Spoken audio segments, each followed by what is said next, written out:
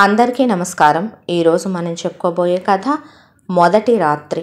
కథలోకి వెళ్ళబోయే ముందు మీరు కనుక మన ఛానల్ని ఫస్ట్ టైం చూస్తున్నట్లయితే తప్పకుండా మన ఛానల్ని లైక్ చేయండి, షేర్ చేయండి, సబ్స్క్రైబ్ చేయండి, బెల్ ఐకాన్ క్లిక్ చేసి ఆల్ అనే బటన్ ప్రెస్ చేయడం మర్చిపోకండి. కథని ఎక్కడ స్కిప్ చేయకుండా వినండి. మరి కథలోకి వెళ్ళిపోదామా?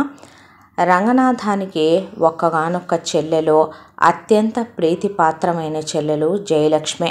రంగనాథానికి తల్లిదండ్రులు పోతూ పోతూ 15 ఎకరాల పొలంతో పాటు కాస్త బంగారం, ఒక సొంత ఇల్లు, దాంతోపాటు చెల్లెలు బాధ్యతను కూడా అప్పచెప్పారు. అప్పటికి రంగనాథానికి వాణితో వివాహమైంది. ఇక చెల్లెలికి పెళ్లి జరిపించాల్సిందొక్కటే ఆయన మీదున్న బాధ్యత. చెల్లెలంటే అత్యంత ప్రేమ ఉన్న అన్నగారు, ఇంటి ఆడపిల్లని సొంత బిడ్డలా ప్రేమించే వదిన. దాంతో జయలక్ష్మి విషయంలో ఎంతో మంచి సంబంధాలు చూస్తున్న రంగనాథానికి పోతూ పోతూ తండ్రి జయని నేను బయట సంబంధం ఇచ్చి చేద్దాం అనుకోవటం లేదు. చిన్ననాటి స్నేహితుడు ఉండాలి నాకు. అతని పరిస్థితి బాగోక అతను అత్తారింటికి ఇల్లరికం వెళ్ళాడని తెలుసుకున్నాను. అతనికి ఒకే ఒక్క కొడుకంట. ఆ కొడుకు పేరు కైలాసపతి అంట. 6 కూతుళ్ళంట. ఆ కొడుక్కిచ్చి నీ చెల్లెల్ని వివాహం జరిపించాలనేది నా కోరిక. ఎప్పుడో చిన్నప్పుడు నా కూతురు వాడి కొడుకు పుడితే బియ్యం అందుకోవాలని అనుకున్నాం. ఆ తర్వాత మళ్ళీ నాకు వాడిని కలవటము కుదరలేదు. ఆ తర్వాత ఇక వాడు నేను కలుసుకున్నదే లేదు. నువ్వు నా కోరిక నెరవేరుస్తావు కదయ్యా అని చేతిలో చెయ్యించుకొని ఆఖరి కోరికగా మాట తీసుకొని పోయాడు రంగనాథం తండ్రి. దాంతో ఆ కైలాసపతి వాళ్ళు ఎక్కడున్నారా అని వెతుక్కుంటూ రంగనాథం వెళ్ళేపాటికే ఇక వాళ్ళు వాళ్ళ అమ్మ వాళ్ళ ఊళ్ళో స్థిరపడ్డారు. కైలాసపతికి ఉన్న 6 అక్కలకి పెళ్ళిళ్ళు అయిపోయినాయి. ఆస్తి హారత కర్పూరం చాలా వరకు అయిపోయింది. ఇక ముందే వాళ్ళమ్మ నాన్న కూడా మంచంలో ఉన్నారు. ఇదిగో వచ్చే ప్రాణం అంటే అదిగో పోయే ప్రాణం అనేలా ఉంది. కైలాసపతి కాస్త బాగానే చదువుకున్నాడు, డిగ్రీ వరకు. కైలాసపతికి వాళ్ళమ్మ నాన్న పోతే వచ్చేది కాస్త జాగాలో ఉన్న ఒక చిన్నపాటి ఇల్లు, దాంతోపాటు ఒక 5 ఎకరాల పొలము. ఇక రంగనాథం ఇలా మా నాన్నగారు చెప్పారండి అని చెప్పేసరికి వాళ్ళు చాలా ఆనందపడిపోయారు.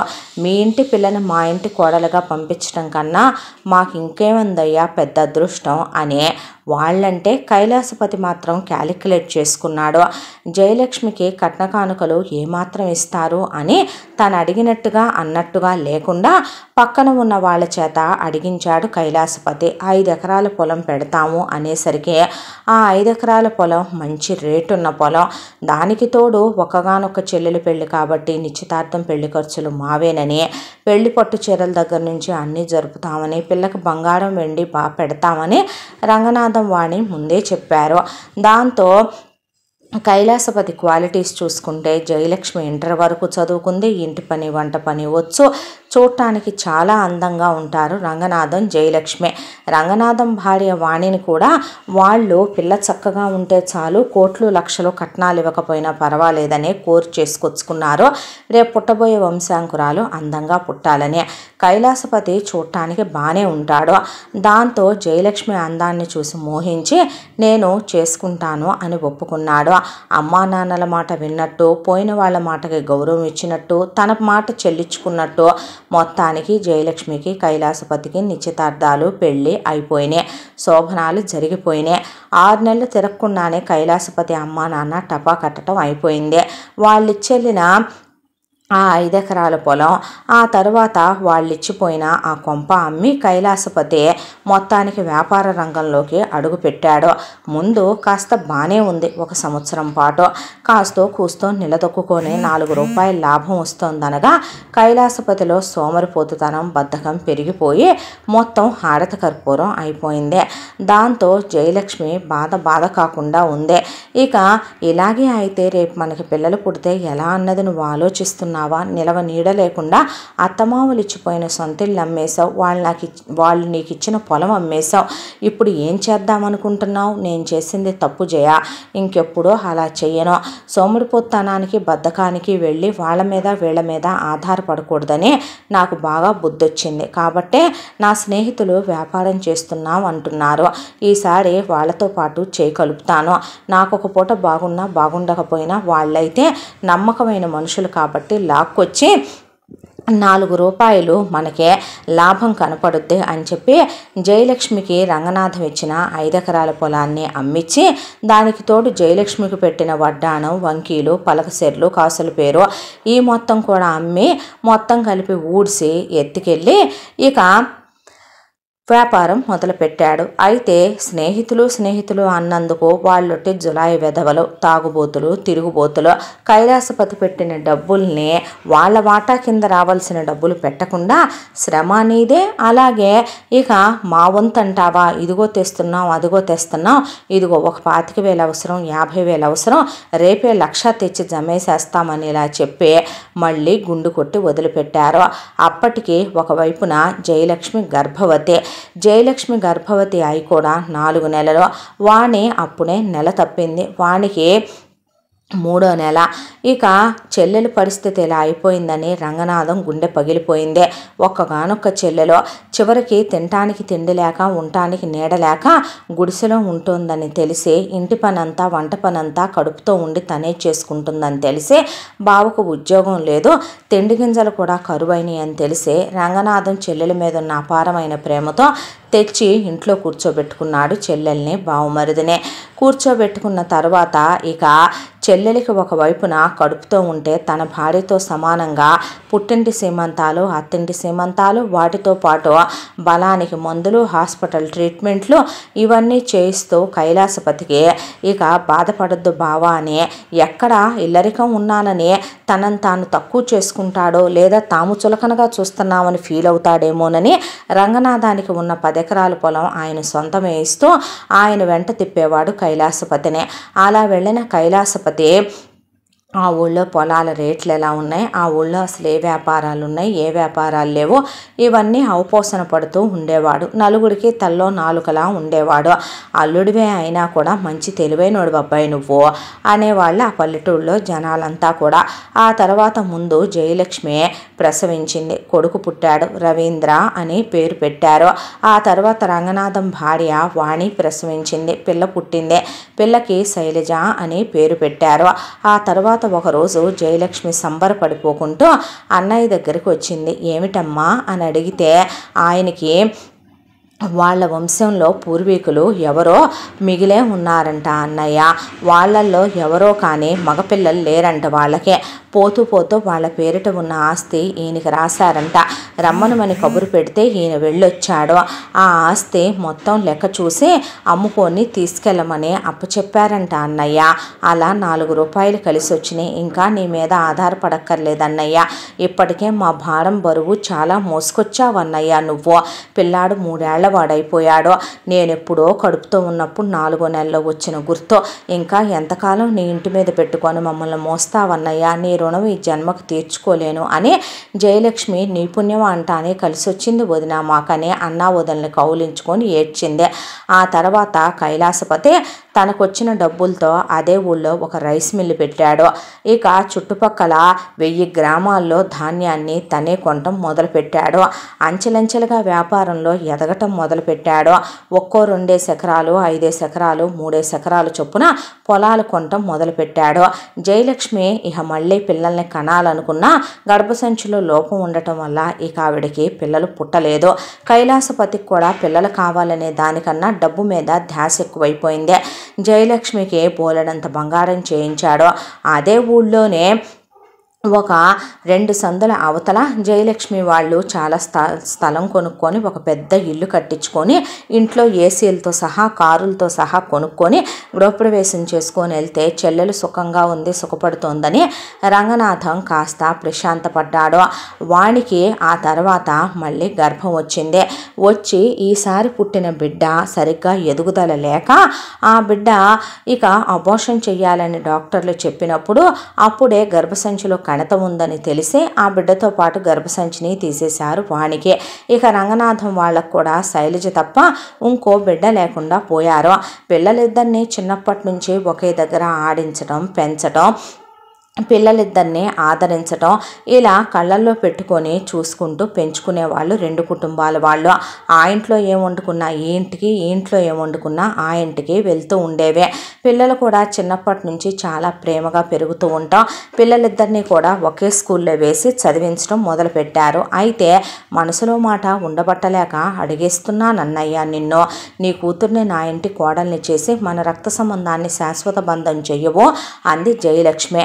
ఆ మాటకి నీ ఇంటికే నువ్వు నీ మేనకోడల్ని పంపమని నన్ను అడగాల అమ్మ, నీ ఇష్టం అంటే అదేం మాట జయ, నువ్వు నీ కోడల్ని కాదు నీ కూతుర్ని నీ ఇంటికి తీసుకెళ్తున్నావు, మమ్మల్ని అడిగేదేంటి అంది వాణి. అనేసరికి చిన్నప్పటి నుంచే జయలక్ష్మి తన కొడుకు రవీంద్రకి శైలజే పెద్దయ్యాక నీ పెళ్ళాం, నీ మరదలు, అది నీ సర్వస్వం, నువ్వెవరిని ప్రేమించకూడదు, ఎవరిని పెళ్లి చేసుకోకూడదు, దాన్నే చేసుకోవాలి, దాంతోనే నీ జీవితం అనే చెప్పి ఒకవైపు పెంచుకురావటం మొదలు పెడితే వాణి శైలజతో బావే నీ మొగుడు, బావే నీ కన్నే, పరాయి మగాడిని చూసి నీ మనసు చెలించకూడదు, అన్నీ బావేనని చెప్పి పెంచుకురావటం మొదలుపెట్టారు శైలజనే. ఇలా పిల్లలు పెరుగుతూ ఉండగా ఈలోపు కైలాసపతి అక్కలు బాగానే పెళ్ళిళ్ళు చేసుకొని బాగానే సెటిల్ అయ్యి బాగానే ఉన్నారు. వాళ్ళు ఎక్కడెక్కడో గవర్నమెంట్ ఉద్యోగస్తుల్ని పెళ్ళిళ్ళు చేసుకొని వాళ్ళ పరిస్థితులు బాగానే ఉన్నాయి. కైలాసపతికి ఎక్కడా లేని ప్రేమలో వాళ్ళ నాన్న ఉంపుడుగత్తె కూతురైనటువంటి కైలాసపతికి వేలు విడిచిన, కాలు విడిచిన, తోలు విడిచిన చెల్లెలు ఒకటి ఉంది. ఇక దాని పేరు రాజ్యం. అదంటే కైలాసపతికి వల్లమాలిన ప్రేమ. సొంత అక్కలు కూడా తమ్ముడు అని ఎప్పుడు కైలాసపతిని ఆత్మీయంగా పిలవరు, కానీ రాజ్యం మాత్రం అన్నోయ్ అన్నోయ్ అన్నోయ్ అన్నోయ్ అని కుక్క తిరిగినట్టు తిరిగేది కైలాసపతి చుట్టూ. రాజ్యాన్ని ఒక తాగుబోతు తోడికిచ్చి పెళ్లి చేసిపోయారు కైలాసపతి అమ్మ నాన్న. కైలాసపతి వాళ్ళ అమ్మ ఎప్పటికీ రాజ్యాన్ని సొంత కూతురుగా ఒప్పుకోకపోయినా పోతూ పోతూ కైలాసపతి తండ్రి అది కూడా నీ అక్కల్లా నీ చెల్లెలేనని మర్చిపోకు అని చెప్తే కైలాసపతి అక్కలు మేము నీ ఉంపుడుగత్తె కూతురు ఒకటేనా నాన్న, బాగా జత కలిపిపోతున్నావు పోతూ పోతూ అని వాళ్ళు అసహించుకున్నారు. కానీ కైలాసపతికి వల్లమాలిన ప్రేమ రాజ్యం అంటే. ఆ రాజ్యాన్ని ఓ తాగుబోతు వెదవకిచ్చి చేస్తే వాడు కాస్త ఒక కూతుర్నే, అలాగే ఇక ఇద్దరు కొడుకుల్నే, మళ్ళీ ఒక కూతుర్నే కని పోయాడు. పోతే ఇక రాజ్యం పరిస్థితి మొత్తం ఉన్నాయన్నీ చీట్ల పేకలాడి తాగి అమ్మాయిలతో తిరిగి వాడు పోయేసరికి రాజ్యం పరిస్థితి దీనావస్థలోకి చేరుకుంది. దానికి తోడు రాజ్యానికి నోరేమైనా కుదిరేనా, రాజ్యానికి పొట్ట పొడిస్తే అక్షరం లేదు, పైగా ఒళ్ళొంచి పని చేయాలంటే బద్ధకం, సోమరిపోతాను.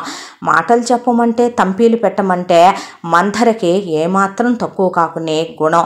కానీ కైలాసపతికి వల్లమాలిన ఇష్టం. దాంతో ఇక జయలక్ష్మికి తెలిసి కొంత, తెలియకుండా కొంత ఒకవైపున రాజ్యానికి స్థలం కొన్నాడు, ఇల్లు కట్టించాడు.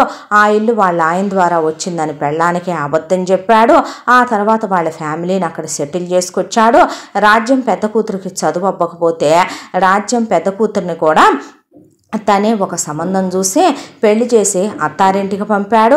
ఆ తర్వాత రాజ్యం కొడుకులిద్దరిని తనే చదివించి వాళ్ళకి ఉద్యోగాలు వస్తే పెళ్ళిళ్ళు చేసేసి వాళ్ళని కూడా స్థిరపరిచేశాడు.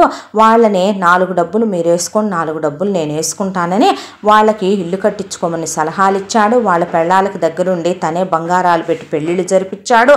కార్లు కొనుక్కోండిరా, బళ్ళు కొనుక్కోండిరా అని వాళ్ళకి చెప్పాడు. సేవింగ్స్ చేసుకోండి అన్నాడు. ఇక 2 ఎకరాల పొలం కొని రాజ్యం పేరు మీద పెట్టాడు. ఆ తరువాత రాజ్యం ఆఖరి కూతురు సునీతనే నీ కొడుక్కిచ్చి చేసుకోవచ్చుగా అన్నయ్య, ఏ ఉంపుడుగత్తె మనవరాల కిందే ఉండిపోవాలా, అది కూడా నీకు గుర్తుందా, చిన్నప్పుడు ఒకసారి నువ్వు దెబ్బ తగిలి పడిపోతే అమ్మ రక్తం ఇచ్చిందని మర్చిపోయావా, నీలో నాలో ప్రవహించేది ఒకటే రక్తం అనే రాజ్యం అడిగేసరికి చేసుకోవచ్చు, కానీ ఇంట్లో ఆడపెత్తనమాయ. మీ వదినకి ససేమిరా సునీతనే తన కోడలుగా చేసుకోవటం ఇష్టం లేదు. శైలజనే తన కోడలుగా చేసుకోవాలనేది దాని కోరిక. దానికి తగ్గట్టే నీ కూతురికి పొట్ట పొడిస్తే అక్షరం రాదు, ఇది నిషానీది, ఇది స్కూల్కి వెళ్ళదు. అదేమో తెగ చదువుతుంది. దానికి తోడు అదేమో సైలెంట్గా పెద్దవాళ్ళకు గౌరవం ఇస్తూ భగవంతుడంటే భక్తితో పిన్నలంటే వినయ విధేయతలతో ఉంటుంది. ఇది చూస్తేనేమో బావుడు కప్పల్లే నోరేసుకొని మావోయ్ అత్తాయ్ అనుకుంటూ ఓయ్ దోయ్ అనుకుంటూ గోళీలాడుతూ చెట్లెక్కి చెట్లు దూకుతూ తాడి చెట్లు ఎక్కుతూ ఇక ఏ బండి దొరికితే ఆ బండి తోలుతూ మగాళ్ళని ఆడాళ్ళని తేడా లేకుండా కొడుతూ కళ్ళు దాగుద్ది సుట్ట పీకుద్ది. వాడికి ఏం నచ్చుద్దే ఇది, వాడు చదువుకుంటుంటే నేను సరిగ్గా పెంచవే అంటే విన్నావా, ఇలాంటి ఒక రోజు వచ్చుద్దని. అంతేలే అన్నయ్య, ఎంతైనా నేను పరాయిదాన్ని, వాళ్ళు అయిన వాళ్ళు అయిపోయారు, అంతేగా నీకు అని రాజ్యం ముక్కు చీరిపోసిందే. దేవుడు ఏ క్షణం ఎలా దయతలిస్తాడో ఎవరికి తెలుసో. దీన్ని అప్పుడప్పుడు ఎక్కువగా ఇంటికి పంపించు. వారం నీ దగ్గర ఉంటే 20 రోజులు మా దగ్గర ఉంటుంది. అలా ప్లాన్ చేసి పంపిస్తూ ఉండు. వాడి మనసు కరిగే వాడికి నచ్చేలా ఇది చేసుకోగలిగితే నాకేం బాధ, కళ్ళు మూసుకొని ఇచ్చి చేస్తాను. నా మేనకోళ్లే నా ఇంటి కోళ్ళు అవుద్దంటే నేను కాదంటానా ఏంటమ్మాయి అన్నాడు కైలాసపతి. ఇన్నావుగా మామయ్య ఏం చెప్పాడో, ఇక నీ మీద ఆధారపడున్నాయే తెలివితేటలో. చూసి రమ్మంటే కాలిసి రావాలి, అర్థమైందా? మగాడిని ముగ్గులోకి దించడం చేత కావాలి. నువ్వు ఏ అస్త్రాలు వాడైనా సరే వాడిని నీ కొంగు కట్టేసుకో చాలు. నువ్వు కాలు జారినా నేనేమనుకోనులే, కడుపు తెచ్చుకున్నా ఏమనుకోనులే, కానీ బోలెడంత ఆస్తుందే. 70 ఎకరాల పొలం కొన్నాడు నీ మేనమామ. దానికి తోడు ఆ ఇల్లు ఎంత ఉంటుంది, ఎలా లేదన్నా కూడా 1 కోటి రూపాయలు ఉండదో. నీ అత్త దగ్గర బంగారమే ఉందో ఒక 500 కాసులో, ఒక 50 కిలోలు వెండి దాకా కొని ఉంటుంది. అదే దానికి తోడు ఆ రైస్ మిల్ ఎంత ఖరీదో అన్నీ ఒక్కగానొక్క వారసుడు ఆ రవిగాడికే పెట్టేదే. వాడికి అక్కుందా, చెల్లుందా, అన్నున్నాడా, తమ్ముడున్నాడా? నీ మీద ఆధారపడున్నాయి తెలివితేటలు అనేదే. ఒకటి దగ్గర పమిటి జార్చినా మనకు ప్రాఫిట్ ఎంత వచ్చుద్ది అనేది ఆలోచించుకోవాలి. ఎంత తెలిసి నువ్వు నాన్న ఎలా చేసుకున్నావమ్మా అని అడిగింది సునీత. ఏం చేద్దాం, జార్చినప్పుడు వాడేం చెప్పాడు, ఇంకేముంది, నేను పెద్ద దుబాయ్ నుంచి తవ్వుకొని తీసుకొస్తాను, బాయిల్లో నుంచి ఆయిల్ దవ్వినట్టు డబ్బులు అని చెప్పాడు. తీరా చూస్తే చేసుకున్నాక తెలిసింది వాడొకళ్ళ దగ్గర పాలేరదవని. నా కర్మ ఎలాగోలా కాలిపోయిందిలే. మమ్మ ఈ రవీంద్ర గారు వాళ్ళ తాతకి ఉంపుడు గత్తెగా మిగిలిపోయింది. ముసల్దే రోజైనా కైలాసపతి వాళ్ళ అమ్మ గెట్నవనిచ్చిందంటే నన్ను మమ్మని ఎప్పుడైనా మాకేమైనా ఆస్తుల్లో వాటాలు పెట్టనిచ్చిందా? దొంగ మొహందదే. ఏదో వీడినే మాయ చేసి మభ్యపెట్టి చిన్నప్పటి నుంచి ముసలోడు తోట బంగ్లాలో ఊరి చివరి నుంచేవాడు మమ్మల్ని.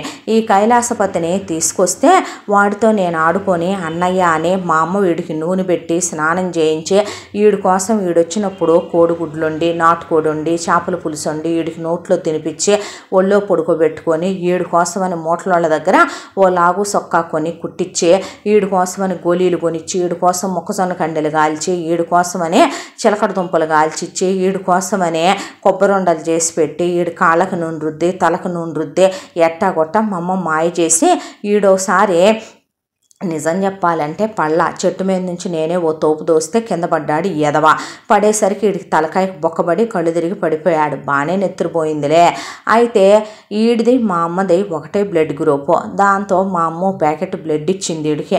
అప్పటి నుంచి వీడికి ఎక్కడ లేని అనుబంధంతో కుక్కల్లే మా ఇంటి చుట్టూ నా చుట్టూ తిరుగుతూ ఉండేవాడు. ఏదో ఇహ ముసలోడు పోయినా ఈడున్నాడని లాక్కొచ్చేసి ఈయన అడ్డం పెట్టి నీ అక్కకి ఓ మంచి సంబంధం చూసి పెళ్లి చేసి సెటిల్ చేశాను, నీ అన్నల్ని సెటిల్ చేశాను, ఇల్లు వాకిళ్ళు పెళ్ళాం పిల్లలని వాళ్ళ బతుకు వాళ్ళు బతుకుతున్నారు. ఇక నిన్ను కూడా వేసి కట్టానంటే ఓ పని అయిపోద్ది వీడి కొడుక్కే అని రాజ్యం అంటే చాలా తెలివైన దానివి అమ్మోయి నువ్వు. నా తెలివితేటలు దేవుందలే కానీ తట్లో పెట్టనంట అయ్యందు దేని పనికొచ్చి నీ కానీ నువ్వు మాత్రం నాలా కాకుండా నీ బతుకును బాగు చేసుకోవే అంది రాజ్యం. అనేసరికి ఓకే అంది సునీత. ఇలా రోజులు గడిచిపోతూ ఉండగానే రవీంద్ర శైలజ కలిసి చదువుకోవటం మొదలుపెట్టారు. మొదలు పెడితే ఉన్నట్టుండి ఒకసారి ఎరువులు కని వెళ్ళొస్తున్న రంగనాథానికి యాక్సిడెంట్ అయ్యి కాలు విరిగిపోలేదు, కాలు బాగా దెబ్బతినిపోయింది. కాల్లో నరాలు చచ్చుబడిపోయినాయి, నడవలేడని వీల్ చైర్కే పరిమితమైపోయాడు అన్నారు డాక్టర్లు. దాంతో గుండె పగిలిపోయిన జయలక్ష్మి ఉన్న ఒక్కగానొక్క అన్నయ్య మీద ప్రాణాలే పెట్టుకొని బ్రతుకుతుంది కాబట్టి, అన్నయ్య అంటే అమితమైన ప్రేమ ఉంది కాబట్టి ఆపరేషన్ చేయించింది. ఆపరేషన్ చేయించిన అడుగులో అడుగేసుకుంటూ నడుస్తున్నాడే తప్ప ఇదివరకిట్లాగా నడక రావట్లేదు. అవిటితనాన్ని ఆయన మనసు ఒప్పుకోలేకపోయింది. దాంతో పొలం పనికి వెళ్ళి పని చేయించాలంటే అవమానం. కుంటి కులాసంగాడని, కుంటోడని, చేసిన పాపాలు ఎక్కడికి పోతాయని, వీడి తాతలు చేశారో ముత్తాతలు చేశారో అని వాళ్ళు వీళ్ళు అనుకునే మాటలు. పల్లెటూరు కావటాన ఇదిగో నువ్వు కుంటోడివిగా నువ్వేం మోస్తావులే, నీ వల్లేమవుద్దులే అనే మాటలు తీసుకోలేక ఇంటికి పరిమితం అయిపోయాడు. పొలం కౌలుకు పడేశాడు. అక్కడి నుండి తాగుడికి అలవాటు పడ్డాడు. తాగుడికి అలవాటు పడి ఒక్కొక్క ఎకరం చొప్పున పొలాన్ని అమ్ముకు రావటం మొదలుపెట్టాడు. పిల్ల 10th క్లాస్కి వచ్చేపాటికి ఉన్న 10 ఎకరాల పొలం స్వాహా అయిపోయి, ఉన్న ఇల్లు కూడా అమ్మి అప్పులు కట్టని సరిపోయింది.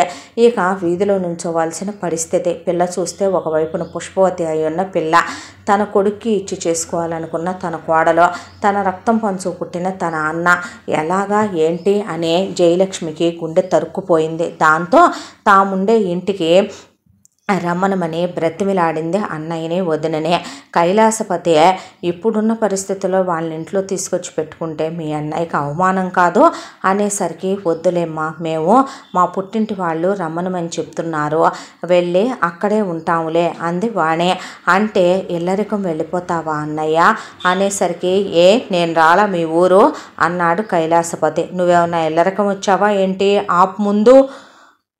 ఎక్కడికి వదినా మీరు వెళ్ళేది? మీ పుట్టింటి వాళ్ళేమైనా కోటీశ్వర్లా?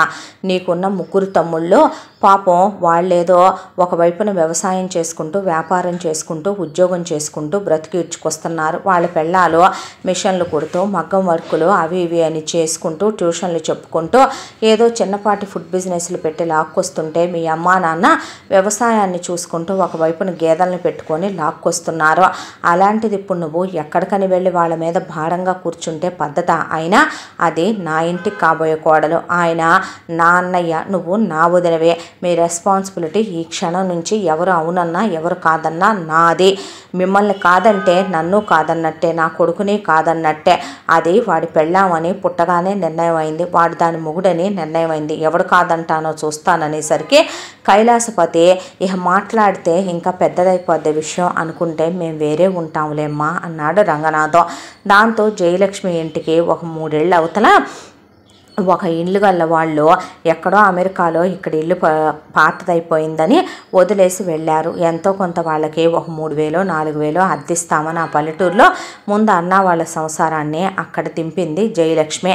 ఆ రోజు నుంచి పిల్ల ఫీజుల విషయాలు నేను చూసుకుంటాను, ఇంట్లో సరుకులు పాలు మిగతా విషయాలు అన్నయ్య మందులు నేను చూసుకుంటాను, నువ్వు టెన్షన్ పడబాకు అని ధైర్యం చెప్పేది వదినకే.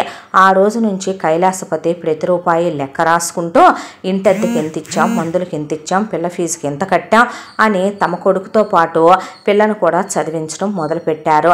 10th క్లాస్ అయిపోయింది, ఇంటర్ అయిపోయింది. ఆ తర్వాత ఇద్దరూ కలిసి ఒకే కాలేజీలో ఇంజనీరింగ్ చేరారు. పిల్లాడు బాయ్స్ హాస్టల్, పిల్ల గర్ల్స్ హాస్టల్.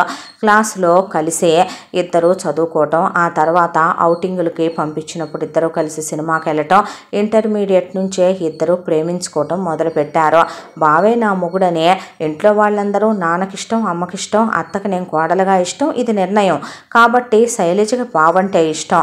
అందరికన్నా ఒక రకంగా శైలజ చాలా అందంగా ఉంటుంది. దానికి తోడు శైలజ చదువుకుంటోంది, సంస్కారం ఉంది, తనకి ఎదురు చెప్పదు, గట్టిగా మాట్లాడదు.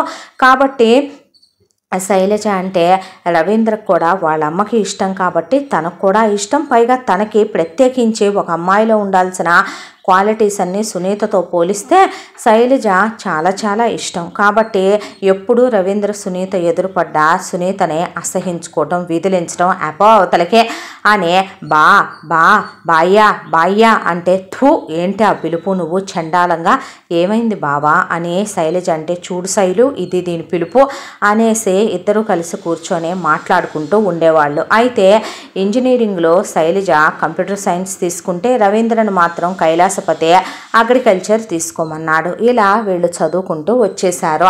చదువుకుంటూ వచ్చిన తర్వాత ఇంజనీరింగ్లు కంప్లీట్ అయినాయి. ఆ తర్వాత కైలాసపతి రవీంద్రనే వచ్చి ఉన్న 70 ఎకరాల పొలం వ్యవసాయం చేద్దుగాని రా ఇక్కడ అంటే అయ్యేం మాటలో పిల్లాడి పీజీ కూడా చదువుకొని సిటీకి వెళ్ళి ఏ ఐటీ కంపెనీలో పిల్లాడు ఉద్యోగం చేసుకుంటా అక్కడ స్థిరపడతారో ఆ తర్వాత పిల్లాడు ఏ అమెరికానో వెళ్ళిపోతాడని నేను అనుకుంటే ఏం పనికి మాలిన పనులు నువ్వు అంటే ఇంక నువ్వు మాట్లాడుకో. చిన్నప్పటి నుంచి వాడు నువ్వు కలిసి చేసినవి చాలు, మీ నిర్ణయాలు బాగానే ఉన్నాయిలే కానీ వాడు అటు ఇటు అని చెప్పి వెళ్తే ఇక్కడ ఇవన్నీ ఎవడు చూసుకుంటాడు? ఇది 100 ఎకరాల పొలం చేయాలనేది నా కోరిక. ఇప్పటికి 70 ఏడిసింది. నాకు ఆరోగ్యం బాగోట్లా, నాకు వయసు అయిపోయింది. ఒకవైపున రైస్ మిల్లు నేనే చూసుకొని పొలాలు నేనే చూసుకున్నా. వాడు ఒకళ్ళ కింద పనిచేస్తే ఎంత వస్తే మహా అయితే నెలకు 4-5 లక్షలు లేదా 6-7 లక్షలు, ఇద్దరు కలిసి కష్టపడితే ఒక 10 లక్షలు. అదేదో ఇక్కడే ఉంటే ఒకటి కింద పని చేయక్కర్లా, అంతకు 4-5 మిగులుతే నెలకే. నీకు తెలుసు మరి లెక్కలు. ఒకవైపున కోళ్ళ ఫామ్స్ పెట్టిద్దాం అనుకుంటున్నాను, పౌల్ట్రీ ఫామ్స్, ఇంకో వైపున డైరీ ఫామ్స్ పెట్టిద్దాం అనుకుంటున్నాను, ఆవులు గేదెల్ని పెట్టే. అన్నీ తెలిసినట్టు మాట్లాడు మాకు నువ్వు అని జయలక్ష్మి నోరు మోయిస్తే పర్లేదులేమ్మా ఎక్కడుంటే ఏమైందే, అయినా నీ కొడుకు కోళ్ళు నీ కళ్ళ ముందు ఉండాలని నీకు లేదేంటే?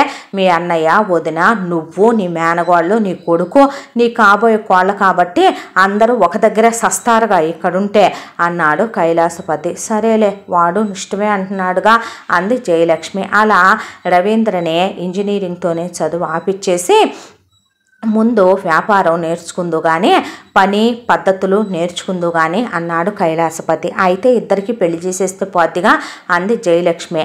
కొట్టానంటే మొహం పగిలిపోద్దే. ఎవడైనా పెళ్లి చేసేస్తే ఏం చేస్తాడే పెళ్ళవ్వంగానే? ఏం చేస్తాడు పెళ్ళవ్వంగానే? పెళ్ళాం కొంగు పట్టుకొని పొద్దు సాయంత్రం తేడా తెలియకుండా పడగదిలో కూర్చుంటాడు. నీ కొడుకు ఆ యావెక్కువని నీ తెలీదా? చిచి తండ్రివేనా నువ్వు అసలు? నేను తండ్రి కన్నా ముందు మగాడి కన్నా ముందు మనిషిని. 2 సార్లు వ్యాపారంలో నెత్తిని ముసుకేసుకుంటే 3ఓసారి ఏదో దేవుడు దయతలిచి వచ్చిన 4 రూపాయలు ఇవే. ఇప్పుడు నీ కొడుకు వెంటనే ఇక ప్రొడక్షన్ స్టార్ట్ చేసేస్తాడు నీ కోడల్ని పెళ్లి చేసుకొని. అవి కాస్త నేను పెట్టిని చంకనాకిపోతాయి.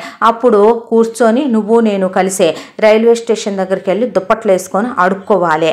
ఛీ వెదవగోల అంది జయలక్ష్మి. కాబట్టి ఈ 2 సంవత్సరాల పాటు వీడిని నేను ఉంచి ఒకవైపున రైస్ మిల్లు పని, వ్యవసాయం పని, పౌల్ట్రీ ఫామ్స్, డైరీ ఫామ్స్ వీటన్నిటి గురించి నేర్పిస్తాను. ఎక్కడికి పోద్ది నీ మేనగోళ్ళు? ఇంజనీరింగ్ దాకా చదివించుకున్నావుగా పంతం పట్టి, అప్పుడు దాకా ఇంట్లోనే ఉంటుందిలే, ఏం కొంపలాడిపోయినాయి అంట అన్నాడు కైలాసపతి. అనేసరికి రవీంద్ర ఓకేనా బావా మరిక నువ్వు కానీ నీ పనిలో నువ్వు ఉండు అంది శైలు. అనేసరికి రోజు పుస్తకాలు తెచ్చివ్వటం, శైలజ ఒక్కడే ఉండటం చూసిన రవీంద్రకి బాధ అనిపించింది. దాంతో పీజీ చేస్తావేంటే అన్నాడు. నేనా పీజీ ఎందుకు బావా నువ్వు లేకుండా అందే. ఇది ఇంకా బాగుంది, ప్రతిదానికి నేనే ఉండాలంటే ఎలా? ఈ మహానుభావుడు నన్ను పంపుతాడు అనుకుంటున్నావా ఏంటి? ఇప్పుడు నువ్వు పిచ్చిదానా? అయినా నేనుంటే ఏంటి లేకపోతే ఏంటే? ఇప్పుడు నువ్వు ఎప్పట్లాగే ఉమెన్స్ హాస్టల్లో ఉండు, మన కాలేజీలోనే పీజీ జాయిన్ చేసి వస్తాను, చదువుకో, ఎందుకు రాను ఖాళీగా ఉంటాం అన్నాడు రవీంద్ర. మరి నువ్వు? నేను ప్రైవేట్గా MBA రాసేస్తానులే ఇక్కడ అన్న తర్వాత నీ ఇష్టం బావా నువ్వేదంటే అదే అన్న తర్వాత నా మేనగోళ్ళు MTech చదువుద్దంట అంది జయలక్ష్మి. తోటకూర కట్టేమన్నా చదవదు, నా దగ్గర ఎనహమాలు ముల్లేశాననే పాటికి పిచ్చి పిచ్చిగా మాట్లాడొద్దు నాన్న, నేనే చదవమన్నాను దాన్ని. ఏంటి ఇప్పుడైతే అన్నాడు రవీంద్ర. నిర్ణయాలు మీరు తీసుకున్నాక 4 కాకులతో కావుకావు అంటం తప్ప నేను చేయగలిగింది ఏముందంట అని ఇక శైలజని సేమ్ కాలేజీలోనే పీజీలో జాయిన్ చేసి లేడీస్ హాస్టల్లో జాయిన్ చేసి వచ్చారు. అప్పుడప్పుడు వెళ్ళి రవీంద్ర చూసొస్తూ ఉండేవాడు. రవీంద్ర శైలజతో తను మెచ్యూర్ అయినప్పటి నుంచి చాలాసార్లు ఒక్క లిప్ కిస్ ఇవ్వా, బొగ్గ మీద ముద్దు పెట్టుకొనివ్వవే, ఒక్కసారి హక్ చేసుకొనివ్వవే అని. ఆ తర్వాత ఇంటర్ అయిపోయి ఇంజనీరింగ్కి వచ్చాక కాబోయే మూడు పెళ్ళాలం ఒక్కసారి క్లోజ్ అయితే తప్పేంటే, ఇంటిమేట్ అయితే తప్పేంటే అంటే పోను ముందు మీ ఇంటికి పో, నాకు నువ్వు ఇలాంటివి అడిగినప్పుడు ముందు మా అమ్మ నాన్న గుర్తొస్తారు, తర్వాత మామయ్య అత్తయ్య గుర్తొస్తారు. ఏదన్నా తేడాలు వచ్చి జరగడానికి జరిగినాయి అనుకో, ఇంటి పరువు అనేది, ఇంటి పేరు అనేది, గోత్రం కులం అనేది ఒకటి ఉంది కదా, వాటికి పడ్డ పెద్ద మచ్చ కనపడుద్ది. పిచ్చివేషాలు లేకు బావ పెళ్ళయిందాకా అని రవీందర్ని ఎప్పుడు శైలజ ముట్టుకొనిచ్చేది కాదు. మధ్య మధ్యలో వెళ్ళి మరదల్ని చూసుకొచ్చుకుంటూ ఉండేవాడు కాలేజీలో. వాణి, రంగనాథం, జయలక్ష్మి వెళ్ళొస్తూ ఉండేవాళ్ళు. అలా శైలజ 2 సంవత్సరాల్లో తన చదువేంటో తనేంటో తప్ప ఎప్పుడూ ఉండే లేడీస్ హాస్టలే కాబట్టి తెలిసిన వాళ్ళే కాబట్టి వీళ్ళు పిండంట్లో అయ్యి వండుకెళ్ళటం, పిల్ల తన చదువేంటో తను చూసుకోవటం. ఆ తర్వాత 2 ఏళ్ల కాలం అయిపోయింది. అయిపోయిన తర్వాత ఎంటెక్ కంప్లీట్ అయ్యి లాస్ట్ ఎగ్జామ్ రాసిన రోజే ఉడుకులు పరుగుల మీద ట్రైన్ ఎక్కి వచ్చేసింది. ఏమైందే, నేను వచ్చి తీసుకొచ్చేవాడినిగా, అంత హడావిడిగా వచ్చావే అని అడిగాడు రవి. ఏమో బావా, ఎగ్జామ్స్ అయిపోయిన తర్వాత మిమ్మల్ని అందరినీ చూడకుండా ఉండలేకపోయాను. అందుకే ఇంకా ప్రాణం ఉండబట్టలేక ఎటు రిజల్ట్స్ వచ్చిన తర్వాత తెలుస్తాయి కదా, అందుకే పరుగు పరుగును ప్రాణం లాగేసి వచ్చేసాను అని చెప్పింది శైలు. దాంతో మా అమ్మే, మా తల్లే నీకు ఎంత ఇష్టమే నేనంటే అని జయ అక్కడికి వచ్చేసరికి, అత్తయ్య ఇదిగో నీకోసం అక్కడి నుంచి ఇవి తీసుకొచ్చాను మొన్న అవుటింగ్కి వెళ్ళినప్పుడు, అలాగే అమ్మాయి నీకోసం మామయ్యకి నేనిస్తే ఎటు తీసుకోడుగా, నువ్వే ఇవ్వత్తయ్య, ఇవ్వమ్మా, ఎందుకు తీసుకోడు అంది జయలక్ష్మి. మామయ్య అంటే అక్కడ పెట్టే అన్నాడు కైలాసపతి. అదేదో నువ్వు మామూలుగా కూడా తీసుకోవచ్చేమో అంది జయలక్ష్మి. బావా నీకోసం స్పెషల్గా ఇవి తీసుకొచ్చాను అని ఇచ్చి తన తండ్రికి కూడా ఇచ్చిన తర్వాత అక్కడే జయలక్ష్మి కైలాసపతి ఆడపడుచు కూతురు మేనకోళ్ళైన సునీత వేలింట్లోనే ఎక్కువగా ఉంటుంది కాబట్టి, సునీ నీకోసం కూడా ఇది తీసుకొచ్చాను, ఇటీ ఏడిసినట్టే ఉందలే, ఏందో నువ్వు నీవెంతలో అనుకుంటూ వెళ్ళిపోయింది సునీత. సునీత మాటలు తనకు అలవాటే కాబట్టి శైలజ పట్టించుకోలేదు. కంట్రీ బ్రూట్ అది, దాని గురించి నువ్వు పట్టించుకోకు అన్నాడు రవీంద్ర. ఆ తర్వాత ఎగ్జామ్స్ ఎలా రాసావని అయ్యని ఇయ్యని మాట్లాడుకుంటూ అలా టైం గడిచిపోయింది. ఆ తర్వాత రంగనాథం ఎందుకో దిగులుగా ఉండటం గమనించింది శైలజ. ఏమైందమ్మా నాన్నకి అని అడిగింది. వాణిని అడిగితే ఏం లేదమ్మా, ఎందుకు నీ దగ్గర దాపరికం, మీ నాన్న ఉన్నవాడు ఉన్నట్టుండకుండా మళ్ళీ ఒక 5 లక్షల రూపాయలు అప్పు చేసి పొలం కౌలుకి తీసుకొని కౌలుకి వేశాడు. వేసిన వాడు వెళ్ళి పొలం చూసుకోవాలి కానీ పొలాన్ని గాలి వదిలేసి తప్పతాగి పడుకుంటే పొలం దారిన పొలం ఏమైపోతుంది, దాంతో నష్టం వచ్చే ఆ 5 లక్షల రూపాయల అప్పు వడ్డీతో సహా కలిపి ఇప్పుడు అది 7 లక్షలు అయి కూర్చుంది. అత్తయ్యని అడిగితే పద్దాక ఏం పద్ధతిగా ఉంటుంది, బావని అడిగితే ఇస్తాడు, ఇవ్వడానికి కాదు, మావయ్య చేత ఏదో ఒక మాట వాళ్ళు పడి లేదా మన్నే 4 మాటలు అనిపించుకొని మరీ తీసుకోవాలి. ఎక్కడి నుంచి ఎక్కడి వరకు నాకు అర్థం కావట్లేదే శైలు. నీ 10th క్లాస్ అప్పుడు మీ నాన్న మొన్న మొత్తం ఆర్చి కూర్చోబెట్టిందే, ఆ రోజు నుంచి ఒకవైపున పైకి కనపడకుండా అమ్మమ్మ వాళ్ళు ఏదో దగ్గరే ఉంటున్నారు కాబట్టి నాకు పాలే పంపుతున్నారా, పెరిగే పంపుతున్నారా, నెయ్యే పంపుతున్నారా, వెన్నే పంపుతున్నారా, పిండొంట్లే పంపుతున్నారా, నాకు మీ నాన్నకి నీకు బట్టలే పంపుతున్నారా, ఒకవైపున మీ అత్త ఫీజులు అద్దెలు కడుతున్నా ఇంట్లో ఇల్లన్నాక ఇంట్లోకి వాటితోనే సరిపోదు కదమ్మా. మామయ్యలు మంచివాళ్ళు కాబట్టి, అత్తలు మంచివాళ్ళు కాబట్టి, అమ్మమ్మ తాతయ్య మన ఎందున ఉన్నారు కాబట్టి మంచి చెడని వాళ్ళు ఎంత చూసుకొస్తే సంసారం ఇక్కడ దాకా అయ్యి నీ పీజీ దాకా కంప్లీట్ అయింది చెప్పు. పట్టించుకోవాల్సిన మగ మనిషి అనుకోకుండా జరిగిన ఒక అవకరాన్ని పట్టుకొని ఇక దాన్నే పట్టుకొని వేళ్లాడుతూ చివరికి ఈ స్థితికి తీసుకొచ్చాడు. మన్నేదో యాచకులమైనట్టు. ఏం కర్మోలే నా కర్మ అనుకుని ఒక మాట అడిగేదంటే శైలు అంది వాణి. ఏంటమ్మా చెప్పు అంది శైలజ. ఏమీ లేదమ్మా, మీ మామయ్య ఈ సంవత్సరం కూడా మీ ఇద్దరి జాతకాలు కలవలేదని, సంవత్సరం ఆగాలని, ముహూర్తాలు బాలేదని మొన్నే మీ అత్తయ్య ఒక జ్యోతిష్యుణ్ణి తీసుకొస్తే చెప్పాడు. ఎటు ఏడాది మీ పెళ్ళి ఆపుదామని అనుకుంటున్నారు కాబట్టి ఏడాది ఖాళీగా ఉండి ఇంట్లో చేసేదేముందే, మాకెదురుగా వాడికి ఎదురుగా ఉన్న దగ్గర నుంచి పెళ్లి కావలసిన పిల్లలు లేనిపోయిన ఆలోచనలు వస్తాయి. దానికి బదులు సిటీలో ఏ ఉద్యోగానికో చదువుకున్నావు కదమ్మా, అప్లై చేసుకుని ఆ ల్యాప్టాప్ ఏదో ఉంది కదా, ఉద్యోగానికి వెళ్ళొచ్చు కదా. మన ఎదురింటి వాళ్ళ అమ్మాయి నీలాగే పీజీ చదువుకుంది, ఎంటెక్ బెంగళూరులో ఉద్యోగం చేస్తుందంట, నెలకి 70,000 రూపాయలు వస్తున్నాయంట. నువ్వెంతో కొంత ఉంచుకొని నెలకు ఒక 50,000 చొప్పున నాకు పంపించినా కూడా ఇక్కడ అప్పులు కట్టేయచ్చు కదే, కొంతలో కొంత గట్టును పడతాం కదమ్మా అనే వాటికి ఈ విషయం మీ అత్తకే మీ బావకి చెప్పబాకమ్మా, ఎందుకంటే నాన్న అప్పు చేసిన విషయం వాళ్ళకి తెలియదు. మీ మామయ్య ముందో ఇంకా చులకనైపోతామే. మీ అత్త ఇప్పుడు కడతానని కూర్చుంటుంది, వాడు నేను అడుగుతానని కూర్చుంటాడు. వాళ్ళ నాన్న 1,00,000 పద్యాలు చదివి ఇప్పుడు ఇస్తాడు. మళ్ళీ మీ నాన్న చిన్నబుచ్చుకొని అన్నాలు తిన్నని బిళ్ళలేసుకోనని నా బుర్ర తింటాడు. నేను ఇప్పుడు ఇవన్నీ పడే ఓపిక నాకు లేదమ్మా, బీపీ ఒకటి తగలబడింది, షుగర్ ఒకటి ముదృష్టమైంది, అయ్యే పన్నా తల్లే అని వాణి కళ్ళనీళ్లు పెట్టుకుంది. శైలజకి తల్లి పరిస్థితి చూసి జాలేసి తండ్రిని చూసే, ఒకప్పుడు బాగా బ్రతికిన మనిషి ఏమనగలదో, తండ్రికి ఆపరేషన్ చేయించితే పూర్తిగా 40-50 లక్షల వరకు ఖర్చు అవుతాయి, చాలా పెద్ద హాస్పిటల్లో చేయించాలి, అంతా మేనత్త మొగుడు ఇస్తాడా ఇమ్మనమని వాళ్ళు అడగగలరా, లేదా ఎంత బావైనా ఎంత తను చేసుకోబోయే మొగుడైనా సరే అంత పెట్టి చేయించు అని అడిగేంత హక్కు కానీ అడిగేంత పెద్దరికాలు కానీ తనకి లేవు, రాలేదు. దాంతో ఏంటో ఈ రాత అనుకుంటూ సరేలేమ్మా అని తను ముందుగా, బావా నేను ఎటు మన పెళ్ళి ఈ ఇయర్ కూడా ఆపుతున్నారంటగా, మన ఇద్దరి జాతకాల ప్రకారం ఇంకో సంవత్సరం ఆగాలన్నారంటగా. అవునరా అన్నాడు రవీంద్ర. అయితే అత్తయ్య బావా ఉద్యోగానికి వెళ్ళేదా మరి ఈ సంవత్సరం పాటు, ఎందుకు ఇక్కడ ఖాళీగా ఉండటం, నేను ఏమే నీకు ఉద్యోగాలు చేయాల్సిన కర్మేం పట్టిందే, ఈ జయలక్ష్మి కోడలివి నువ్వు, ఇదేం కొత్త వింత, సరేలే వెళ్తే వెళ్ళావు, ఆ జీతం ఏదో నాకు పంపుతావా మరి ప్రతి నెల అన్నాడు కైలాసపతే.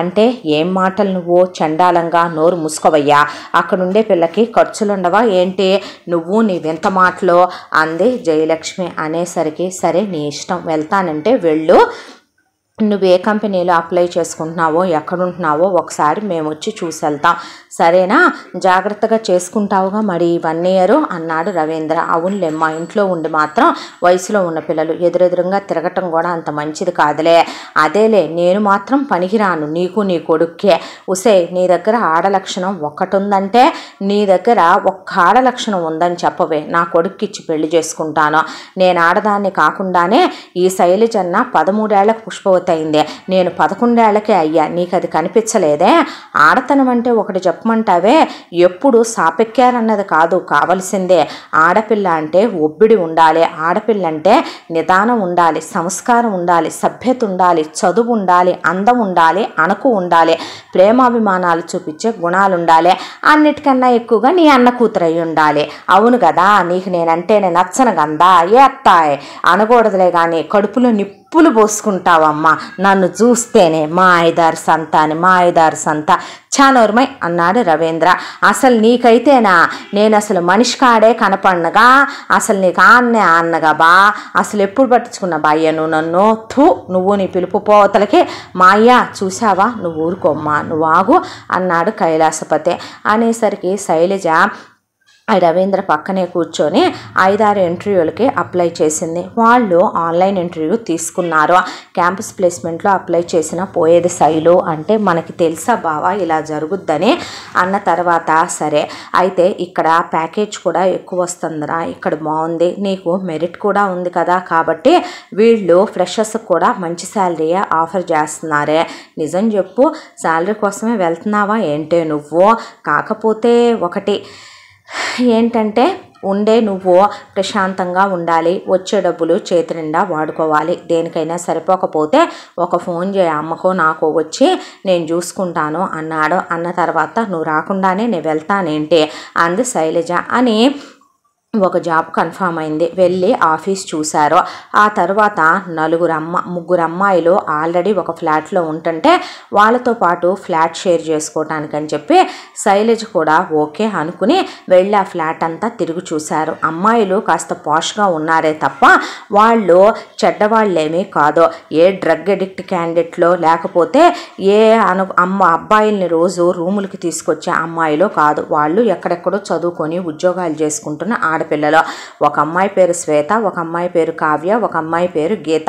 2 అమ్మాయిలు ఒక బెడ్రూమ్లో ఉంటున్నారు. ఒక అమ్మాయి ఒక్కటే ఒక బెడ్రూమ్లో ఉంటూ శైలుని తనతో ఉండమనమని పిల్లలు కలిసిపోయే పిల్లలు. వీళ్ళు ఎత్తుకెళ్ళిన పచ్చళ్ళు పొళ్ళు నెయ్యి అయ్యి అక్కడ పెట్టి పిల్ల బట్టలు అవన్నీ సర్ది కాస్త చూస్తుండండి అమ్మా మీరు అన్నాక, క్యాబ్లోనే వెళ్తాంలే అంటే ఆల్రెడీ మాలో 2 అదే కంపెనీలో పనిచేస్తున్నాం, ఇదిగో శ్వేత ఒక్కటే వేరే దాంట్లో పనిచేస్తుందని చెప్పారు కావ్య గీత. దాంతో ఫోన్ చేస్తూ ఉండరా అని రవీంద్ర జాగ్రత్త అని చెప్పి అక్కడి నుంచి వీళ్ళు వచ్చేసారు. వచ్చేసిన తర్వాత శైలజ ఉద్యోగానికి వెళ్ళటం మొదలుపెట్టింది. అలా ఉద్యోగానికి వెళుతూ ప్రతి నెల తల్లికి జీతం పంపించేది. తన ఖర్చులకి ఒక్కొక్కసారి రూమ్ రెంట్కి 5,000 పోను. ఇక వంట తనే చేసుకుంటుంది కాబట్టి ఇంటి దగ్గర నుంచి తెచ్చుకున్న బియ్యం, ఉప్పు, పప్పులు ఉంటాయి కాబట్టి పైన ఇంకో 5,000 సరిపోయాయి. ఆఫీస్ క్యాబ్లోనే కాబట్టి తిరిగేది. బయటికి సినిమాకి వెళ్దాం రమ్మన్నా వచ్చేది కాదు, షికారుకి వెళ్దాం రమ్మన్నా వచ్చేది కాదు, షాపింగ్కి వెళ్దాం రమ్మన్నా వచ్చేది కాదు.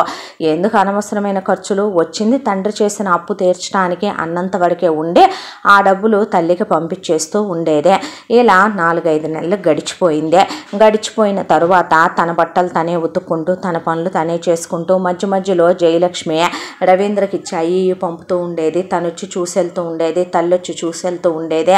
పిల్లని జాగ్రత్తమ్మ అని చెప్పి వెళ్తూ ఉండేవాళ్ళు. ఆఫీసులో శైలజని 4-5 నచ్చి ప్రపోజ్ చేస్తే, సారీ ఏమనుకోవద్దు, నాకు మా బావున్నాడు, చిన్నప్పుడే మా పెళ్ళి నిశ్చయమైందంటే ఐఎమ్ సారీ అని ఫ్రెండ్స్గా ఉందాం ఫ్రెండ్లీగా అని తప్పుకున్నా, మధుకర్ అనే ఒకడు మాత్రం ఇక నువ్వు మీ బావతో ఫిజికల్గా కలిసినా సరే నేను నిన్ను వదులుకునే ప్రశ్నే లేదు, నువ్వు నాకు అంత ఎక్కేసావు, అలా అనుకుంటే నాకు ఎక్స్ గర్ల్ ఫ్రెండ్స్ చాలామంది ఉన్నారు, నేను వాళ్ళతో చాలా తప్పులు చేశాను, కానీ నిన్ను చూసిన తర్వాత నా కన్ను తిప్పుకోలేకపోతున్నాను, నేను పెళ్లి చేసుకుంటాను శైలు అంటే పిచ్చి పిచ్చిగా మాట్లాడితే పళ్ళు రాలుతాయి. నీకు ఒకసారి కాదు ఇప్పటికి 100 సార్లు చెప్పాను, మా బావ నేను పుట్టినప్పుడే మొగుడు పెళ్ళాలని నిశ్చయం అయిపోయింది. ఇన్నేళ్లుగా ప్రేమించుకొని కలిసి చదువుకొని నా మీద నమ్మకంతో వాళ్ళు నన్ను పీజీ చేయించి ఉద్యోగానికి పంపిస్తే వెధవేషాలు వేయటానికి వచ్చాను అనుకుంటున్నావా? నువ్వు చాలామంది అమ్మాయిల్నే చూసుండొచ్చేమో, నాలాంటి అమ్మాయిని మాత్రం చూసుండవు. అయినా నేను పనిచేసేది 1 సంవత్సరం, నెక్స్ట్ ఇయర్ ఇదే టైంకి నా పెళ్లి కూడా అయిపోద్ది, మా బావతో పిచ్చి పిచ్చి ఊహలు పెంచుకున్నావంటే చెప్పుతో కొడతానని చెప్పింది శైలజ. దాంతో మధుకర్కి చాలా కోపం వచ్చింది. చాలా ట్రై చేశాడు. చివరికి నువ్వు మీ బావతో ఫిజికల్గా కలిసినా ఓకే అన్నా కూడా కాదంటదే, నాకేం తక్కువ, ఒకరోజు పల్లెటూరులో ఉండే అడుక్కు తినే మట్టి పిసుక్కునే వ్యవసాయం చేసుకునే మీ బావ మీద నేను తీసేశానా? నా జీతం 1.25 lakh. నేను ఎంత పెద్ద యూనివర్సిటీలో చదువుకున్నానో తెలుసా? 3 BHK ఓన్ ఫ్లాట్ ఉంది.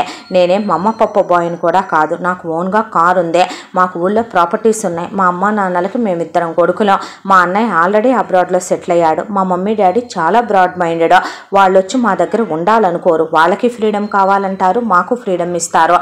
ఇన్ని గుడ్ క్వాలిటీస్ ఉన్నా నన్ను కాదనుకుని మీ బావలో ఉందేంటి, నాలో లేనిదేంటి, నేనేం అందంగా లేనా? పోనీ నేనేమైనా మీ బావంత ప్రేమగా నిన్ను చూసుకోనని నువ్వు జడ్జ్ చేసేగల నా గురించే? నీకేమైనా పిచ్చ తెక్క, చెప్తే అర్థం కాదేంట్రా నీకు, తెక్క నీకేమైనా అనేసరికి గట్టిగా చేపట్టుకున్నాడు పార్కింగ్ ఏరియాలో మధుకర్ శైలజదే. దాంతో లాగి చెంప మీద కొట్టింది. అది ఆఫీసులో వాళ్ళు 1-2 చూసి ఆఫీస్ అంతా టామ్ అయింది ఆ విషయం. దాంతో మధుకర్కి మండిపోయింది శైలజ మీద. ఇలా రోజులు గడుస్తూ ఉండగా ఇక ఫైనల్ టైం వచ్చేసింది. ఇంకొక 2 నెలల్లో శైలజ వచ్చే సంవత్సరం అవబోతోంది. ఈ దరిద్రం వదిలించుకొని నేను వెళ్ళిపోవాలి తల్లి, మనశ్శాంతి అయినా దొరుకుద్ది నాకు అంది. తన రూమ్మేట్స్ అయిన 3 ఫ్రెండ్స్తో. ఇలాంటివన్నీ ఆఫీసుల్లో సహజమేరా, అయినా ఆడపిల్లలకి సెక్యూరిటీ ఎక్కడుందే అనకూడదులే, కానీ మగ విధవలైతే ఎలాగైనా సరే హ్యాపీగా బతికేయగలరులే, కానీ ఆడపిల్లలకి సెక్యూరిటీ ఎక్కడుందే? తీసుకెళ్ళి కిండర్ గార్డెన్లో పడేస్తారు. అక్కడ ఆయమ్మలు ఎలాంటి వాళ్ళు, వ్యాన్ బాయ్స్ ఎలాంటి వాళ్ళు, డ్రైవర్లు ఎలాంటి వాళ్ళు, అటెండర్లు ఎలాంటి వాళ్ళు, ఏ విధవకి ఎప్పుడు ఏ బుద్ధి పుట్టుద్దో, ఎవడు ఏం చేస్తాడో రకరకాల న్యూస్లు వస్తే గుండెల్లో దడొచ్చేస్తుంది. అది అలా ఉంది అనుకుంటే పోనీ లేడీ టీచర్లు ఏమైనా అర్థం చేసుకుంటారా? పోనీ మనకి పాఠాలు చెప్పే పంతుళ్ళు ఏమైనా అర్థం చేసుకుంటారా? ఒక్కొక్కళ్ళది ఒక్కొక్క క్యారెక్టరు. ఇక వాళ్ళ ఇష్టం, కొట్టి తిట్టి ఎలాగో అవి అయిపోయినాయి. ఈ జనరేషన్ కాబట్టి కొడితే తొక్క తీసి నార తీస్తామంటున్నాం కాబట్టి కంట్రోల్లో ఉంటున్నారు కాబట్టి కారణాలు లేకుండా పగలు సాధించిన వాళ్ళు ఎంతమంది లేరు మన చిన్నప్పుడు. అక్కడి నుంచి కాలేజీకి వస్తాం. కాలేజీకి వచ్చి రాగానే ఇక మొదలవుతాయి ప్రేమలని, ఇక మెసేజ్లని, నువ్వు అలా ఉన్నావని ఇలా ఉన్నావని ప్రేమల్లోకి దించి నిన్ను మీ అమ్మలా చూసుకుంటాం, మీ నాన్నలా చూసుకుంటాం అని చెప్తారు. కర్మ కాలిపోయి కొన్నేమో దీనిలా బ్రేకప్పుల్లో మిగిలిపోతాయి, కొన్ని నాల కర్మ కాలిపోయి ఇక ప్రేమించిన వాడికి ఫిక్స్ అయిపోతాయి. ఇక దీనిలాగా కొంతమంది ఏమో అబ్బాయిలందరూ లుచ్చగాళ్ళు కాబట్టి అసలు ప్రపంచంలో మగాడనేవాడు పురుగుతో దుమ్ముతో ధూళితో సమానమని ఫెమినిస్టులు అని చెప్పి మనందరికన్నా ముందే పెళ్లి చేసుకొని వెళ్తాయి అని నవ్వేసేపాటికి నవ్వుతూ కూర్చుంది శైలజ. కూర్చున్న తర్వాత ఆఫీస్ వాళ్ళది ఒక పెద్ద ప్రాజెక్ట్ వచ్చింది. ఆ వచ్చిన ప్రాజెక్ట్ కాస్త సక్సెస్ అయింది. అది చాలా పెద్ద ప్రాజెక్టు. దాంతో వాళ్ళు పబ్లో పార్టీ ఇస్తున్నామని స్టాఫ్ అంతా ఖచ్చితంగా రావాలి అని చెప్పి అందరికీ కూడా చేతులకు వేసుకోమని చెప్పి పాసులు కూడా ఇచ్చేసి ట్యాగ్స్ ఇచ్చేశారు. నేను రానంటే రాను అంది శైలజ. రావాల్సిందేనని టీఎల్ హెచ్ఆర్ అందరూ కూడా ఏంటి శైలు పెద్దానికి రానంటావు, ఎటు వెళ్ళిపోతున్నావు, ఫ్రెండ్లీగా ఒక మీట్ అనుకో, నీతో మేము మాతో నువ్వు, మళ్ళీ తర్వాత నువ్వు వచ్చేది లేదు, జాబ్ చేసేది లేదు, కలిసేది లేదని కంపెల్ చేశారు.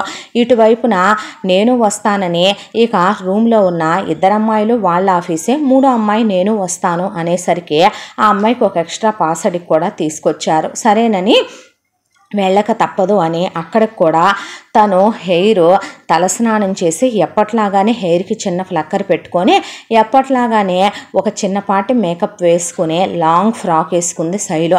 పబ్కి ఇలా వస్తారంటే ఎవరైనా అన్నారు ఆ ముగ్గురు అమ్మాయిలు. నేను ఇంతేలే కానీ పదండి మీరు అని ఒక చేతికి వాచ్ పెట్టుకొని బ్రేస్ పెట్టుకొని ఈ చైన్ మా బావ తీసుకున్నాడని మెళ్ళో వేసుకొని బయలుదేరిపోయారు. అక్కడికి వెళ్ళిన తర్వాత ఇక వాళ్ళందరూ తాగటం మొదలుపెట్టారు, డాన్స్ వేయటం మొదలుపెట్టారు. అంతంత తాక్కండే లైఫ్ అంటే నీలా ఉండమంటావే అమ్మమ్మ, నీకంటే బాగున్నాడు, మాకెవడు లేళ్లే కానీ మాకొచ్చేవాడు మాలా ఉండేవాడే వస్తాడులే కానీ ఇంటి దగ్గర అమ్మ బాబుల రిస్ట్రిక్షన్లు, ఆఫీసుల్లో ఆడిపెత్తనం ఈడిపెత్తనం ఇక చాలదనే ఇక్కడ కూడా మా లైఫ్లో ఉండకపోతే అలాగే మనిషికి సెల్ఫ్లో ఉండాలి పిచ్చిదానా, మీకు దండం అని నవ్వేసింది శైలు. నువ్వు ఎయివే అంటే నాకొద్దమ్మా, నేను మీ అంతా ఎదగలేదులే అని ఈలోపు వాష్రూమ్కి వెళ్ళొస్తానని ఇక జ్యూస్ తాగుతున్నదల్లా అక్కడ పెట్టేపాటికి సరదాగా అక్కడ ఉన్న శ్వేత ఒక షాట్ తీసి శైలు ఫ్రూట్ జ్యూస్లో పోసిందే. కావ్య గీత పిచ్చి వేషాలైకే దానికి అలవాట్లేదు కదా. ఊరుకోండి, ఇప్పుడు చూడండి నిజాలు తన్నుకొస్తాయి. దాని బావతో అదేమేం రొమాన్స్ చేసిందో చిన్నప్పటి నుంచే, అలాగే రేపు పెళ్ళైన తర్వాత దాని బావతో ఎలా ఉండాలనుకుంటుందో ఏమీ చెప్పదు కదే, అన్నీ చెప్పించుకోవచ్చులే అంది శ్వేత. నీకు పిచ్చి పోదు అన్నారు వాళ్ళు. వచ్చి శైలు తాగిందే. ఫస్ట్ టైం తాగటమో అలవాటు లేకపోవటమో ఒకసారి కళ్ళు తిరిగి తలంతా ముద్దుబారిపోయినట్టుగా అనిపించే అలా కుర్చీలో కూర్చుండిపోయింది. నేను చెప్పానా పిచ్చి వేషాలు వేయొద్దని, దవడ పగలగొట్టాలి నిన్ను అనకూడదు కానీ నువ్వు నీ వెధవేషాలు అని చెప్పి ఇలా నా ఫ్రెండ్ డ్రింక్ తీసుకుంది, కొంచెం అది తనకు ఎఫెక్ట్ చూపించకుండా ఏమైనా ఇవ్వవా అని అక్కడ ఉంటే ఆ అబ్బాయి వేరే డ్రింక్ కలిపి ఇది తాగితే కనుక ఒక 2-3 గ్లాసెస్ నార్మల్ అవుతారు అని చెప్పి ఇచ్చాడు. దాంతో శైలు ఈ తాగు నార్మల్ అవుతావు నువ్వు అని గీత చేతిలో పెట్టింది. ఆ తాగుతూ శైలు దాన్ని టేబుల్ మీద పెట్టి తల అలా వెనక్కి వాల్చింది. ఇదంతా అక్కడే పార్టీలో ఉన్న మధుకర్ గమనిస్తూ అక్కడ కొంతమంది డ్రగ్స్ తీసుకుంటున్నారు. మధుకర్కి కూడా డ్రగ్స్ తీసుకునే అలవాటు ఉంది. దాంతో 2 ట్యాబ్లెట్లు తీసుకుని శైలు పక్కనే ఉన్న గ్లాసులో పడేశాడు. అయితే శైలు అది తాగేసిన తర్వాత భూగోళం అంతా తిరగటం మొదలుపెట్టింది.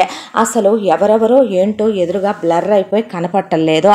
దాంతో ఏంటిదంతా అని చూస్తే ఈలోపు వీళ్ళు తప్ప తాగేసి గెంతుతుంటే మెల్లగా మధుకర్ అక్కడి నుంచి శైలు దగ్గరకు వచ్చి శైలుని లేపి అక్కడి నుంచి మెల్లగా పార్కింగ్ ఏరియాకి తీసుకొచ్చి ఒక స్తంభానికి ఆనిచ్చాడు. ఆనిచ్చే నువ్వంటే నాకు ఎంత ఇష్టమో తెలుసా, నువ్వు కొట్టినా అన్నా తూ అన్నా నాకు నువ్వే కావాలి, నేను నిన్ను ప్రేమిస్తున్నాను అంటే కాదు, నాకు నా బావున్నాడని నన్ను నువ్వు నో అన్నావు కదా, రిజెక్ట్ చేసావు కదా, రిజెక్షన్ తీసుకునే అలవాటు నాకు చిన్నప్పటి నుంచి లేదో, మట్టి పీసుకునే ఆ వెధవ ఆ వాడికన్నా నేను తీసేశాను. అయితే అందుకే ఇప్పుడు నేను నిన్ను నా ఫ్లాట్కి తీసుకెళ్తా, ఈరోజు నైట్ మనిద్దరం కలుద్దాము, అప్పుడైనా సరే నువ్వు కమిట్మెంట్ ఇచ్చే అమ్మాయివి కాబట్టి, నువ్వు నీతికి జాతికి విలువిస్తావు కాబట్టి, కులానికి నువ్వు మహాపతివ్రతల్లో ఒకదానివి కాబట్టి, నువ్వు చాలా ఉన్నతమైన వ్యక్తిత్వం గల అమ్మాయివి కాబట్టి అప్పుడైనా నువ్వు నన్నే పెళ్లి చేసుకుంటావు, నీకోసం నీకు ఎలా కావాలంటే అలా మారటానికి కూడా నేను రెడీ అని చెప్పి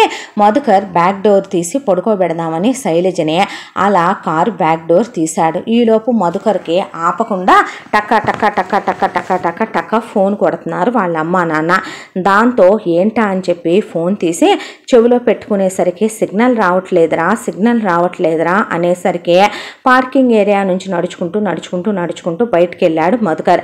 వెళ్ళేసరికి ఏంటమ్మా అంటే, అన్నయ్యకి ట్విన్స్ పుట్టారా సన్నాసి, మేము యుఎస్లో ఉన్నామని తెలియదా నీకు అనేసరికి, ఓ హ్యాపీ న్యూస్ కదా, గుడ్ న్యూస్, కంగ్రాచులేషన్స్ అన్నా అని అక్కడ వీడియో కాల్ మాట్లాడుతూ ఆ ఫోన్ కాల్లో మునిగిపోయాడు మధుకర్. ఈలోపు శైలుకి తల పట్టిందల్లా ఒక్కసారిగా మెలకు వచ్చి ఆ కారులో నుంచి లేచి ఏంటి ఇక్కడున్నాను అని కార్ డోర్ని ఒక తోపు తోసేసి ఇక 4 అడుగులు వేసేపాటికి తూలొచ్చి పక్కనే ఇంకొక కారు డోర్ ఓపెన్ చేసి ఉంది.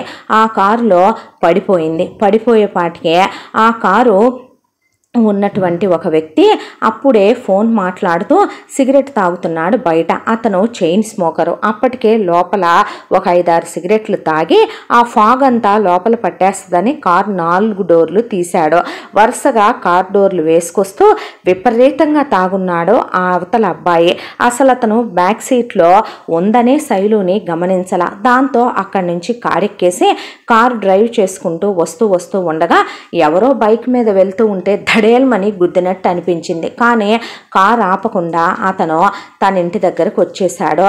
అది కోటీశ్వర్లుండే పాష్ ఏరియా, చాలా ప్రైవసీ ఉంటుంది, ఎవరిళ్లలో వాళ్ళు ఉంటాం తప్ప ఎవరు పట్టించుకునే వ్యక్తులు అక్కడ ఎవరు ఉండరు. అతను కారు దిగాడు. కారు దిగిన తర్వాత తీరా కార్ డోర్స్ క్లోజ్ చేద్దామని చూసేసరికి వెనకాల ఒక అమ్మాయి. ఎవరి అమ్మాయి, ఎలా వచ్చింది నా కారులోకి అంత మత్తులో అసలు తనకేమీ అర్థం కాక, ఇది బొమ్మ మనిషా, డాల్ లాగే ఉంది, అచ్చు బుజ్జి డాల్ లాగా ఉందని చెప్పి ఊపి చూశాడు. చూస్తే శైలు అసలు కదిలే స్టేజ్లో లేదు. దాంతో అతనే ఎక్కువ తాగేసి ఊగిపోతున్నాడు. దాంతో శైలుని ఇక లేపినా లేవలేదని మెల్లగా ఎత్తుకొని ఇక తన మెయిన్ డోర్ కూడా వేయకుండా అలాగే శైలుని తీసుకెళ్ళి తన బెడ్రూమ్లో బెడ్ మీద పడుకోబెట్టాడు. చూడటానికి శైలు వేసుకున్న ఆ ఫ్రాకు, పెదాలకు వేసుకున్న లిప్స్టిక్ చాలా అందంగా దేవకన్యలాగా అనిపించింది శైలు. ఆ తర్వాత శైలుని మోసుకొచ్చిన నీరసానికి అలాగే శైలు పక్కనే కూర్చున్నాడు చాలాసేపు. అలా 1 గంట సేపు గడిచిన తర్వాత బయట ఒకటే గాలి తుఫాను. దాంతో మెయిన్ డోర్ వేయలేదనేది గుర్తొచ్చింది. అతని మత్తు సగానికి దిగింది. దాంతో అతను కిందకొచ్చి మెయిన్ డోర్ క్లోజ్ చేసేసి ఆ తర్వాత మళ్ళీ పైకొచ్చాడు. పైకొచ్చి శైలుని చూస్తే అలా పడుకోనుంది ముద్దుగా. పడుకోనుంటే పెద్దగా వర్షం పడుతుంది, ఉరుములు మెరుపులు. దాంతో ఇక ఆ వర్షపు చినుకులు శైలు మీద పడుతూ శైలు ఇంకా అందంగా ఉంది. దానికి తోడు ఆ గాలికి శైలు జుట్టు చెదిరి శైలు మొహమంతా అలుముకునేసరికి ముందు ఆమె జుట్టు సరిచేద్దామని ముందుకు ఒరిగి ఆమె జుట్టు సరిచేస్తూ ఉండగా అతని చేతులు ఆమె చెంపల మీద, ఆమె పెదవుల మీద అలా ఆమెని దగ్గరికి తీసుకున్నాడు. ఇన్ని సంవత్సరాల తన జీవితంలో ఏ అమ్మాయిని తను ప్రేమించింది లేదో, ఏ అమ్మాయిని తను కావాలనుకుంది లేదో, తనకే బ్రేకప్లు, ఏ లవ్ స్టోరీలు కూడా లేవు. కానీ ఫస్ట్ టైం ఈ అమ్మాయి ఏంటి ఎంత నచ్చేసింది అని అనుకుంటూనే తప్పని బుద్ధి చెప్తున్నా తప్పు కాదని మనసు వారిస్తూ ఉండటంతో ఇక వినకుండా ఆ రాత్రంతా కూడా ఆమెతో శారీరకంగా కలుస్తూనే ఉన్నాడు అతను. అలా కలుస్తూ శైలుతో చాలా కబుర్లు చెప్పాడు.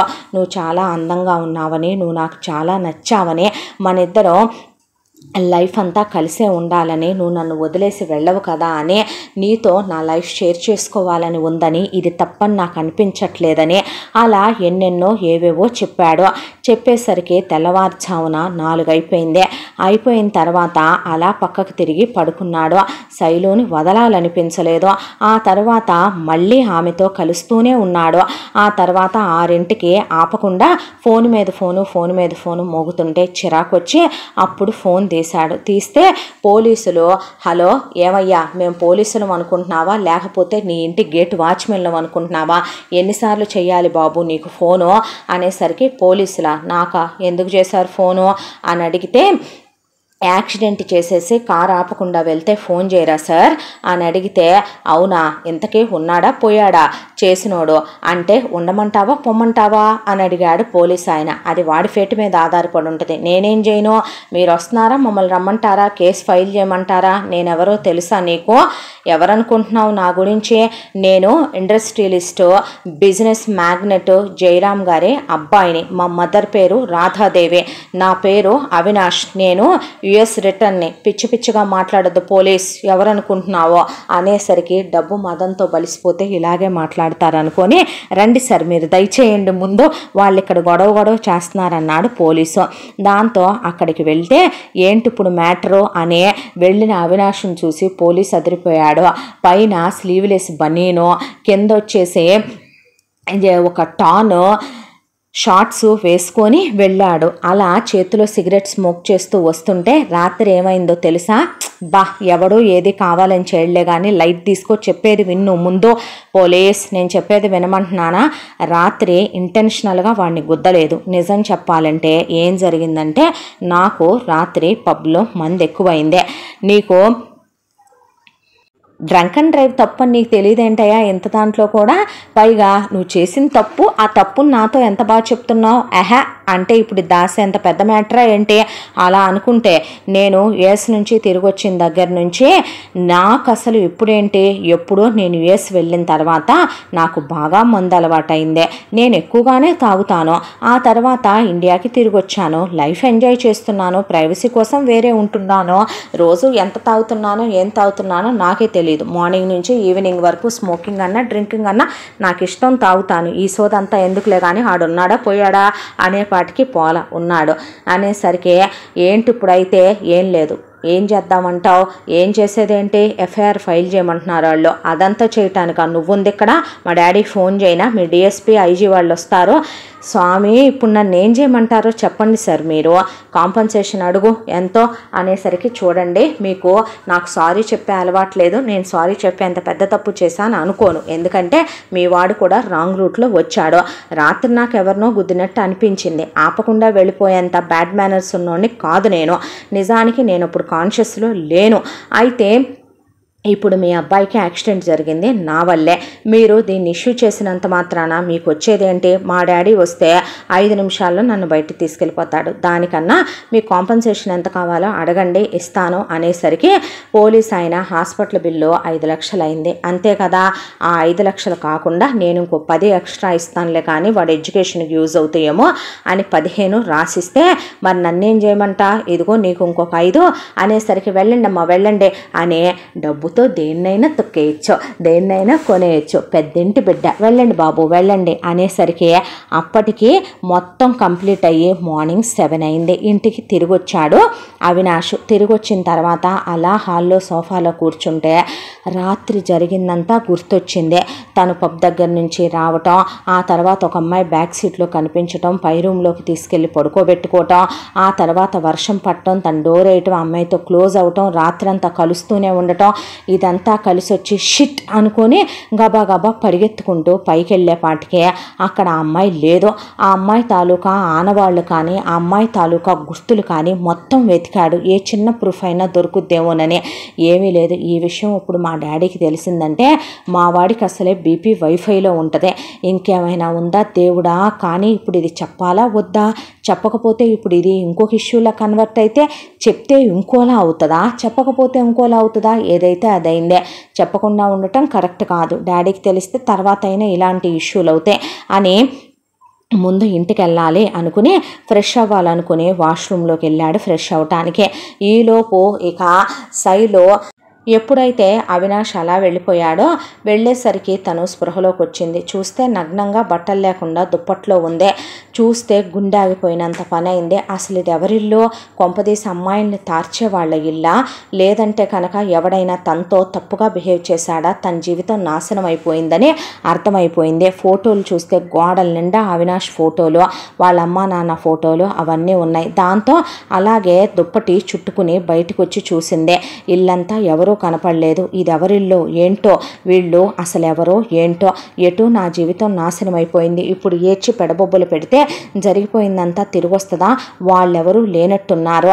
ఈలోపు నేను తప్పించుకోపోతే వచ్చి నన్ను చంపేస్తే, ఏ బాంబే రెడ్ లైట్ ఏరియాకు అమ్మేస్తే, లేదా నా బ్రతుకుని నాశనం చేస్తే, నన్ను ఏ కిడ్నాప్ చేస్తే ఏమవ్వాలని ఆ క్షణం ఆ బ్రెయిన్ ఇంకంతకన్నా ఆలోచించే స్థితిలో లేదు. దాంతో గబగబా బట్టలు కట్టుకొని అక్కడి నుంచి పిచ్చిదానిలాగా బ్యాగ్ తీసుకొని ఇంక అక్కడి నుంచి పడి రోడ్డు మీదకి వచ్చి క్యాబ్ ఎక్కేసింది.